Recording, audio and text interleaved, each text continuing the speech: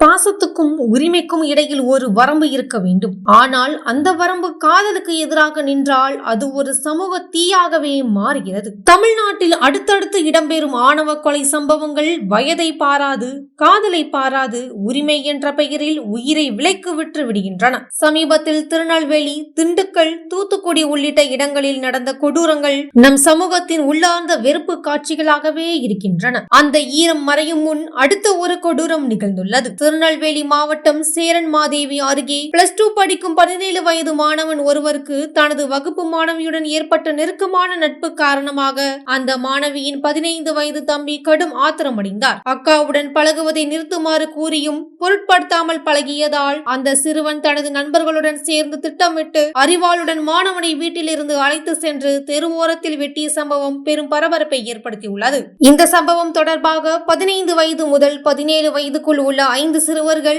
சிறுவர் நீதிமன்றத்தில் ஆஜராகப்பட்டு சிறுவர் சீர்திருத்த இல்லத்தில் அடைக்கப்பட்டனர். 2003இல் கண்ணகி முருகேசன், 2015இல் கோகுல்ராஜ், 2016இல் உடுமலை சங்கர், 2018இல் நந்தி சுவாதி என்று ஒரு தொற்று நோயை போல் வளர்ந்து வரும் இந்த ஆணவ கொலையின் தாக்கம் இன்று துளியும் குறையாமல் கவினிடம் வந்து சேர்ந்தது. இன்னும் நமக்கு வெளியே தெரியாதவர்கள் எத்தனையோ.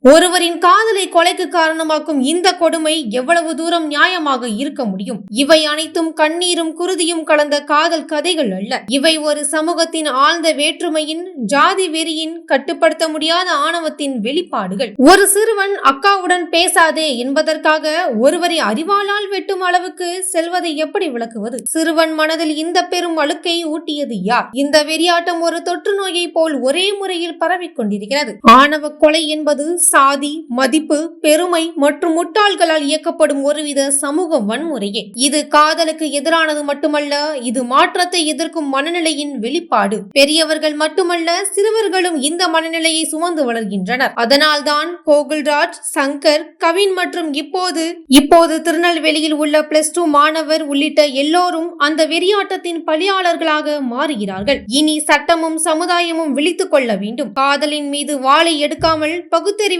கண்ணை திறக்க வேண்டும்.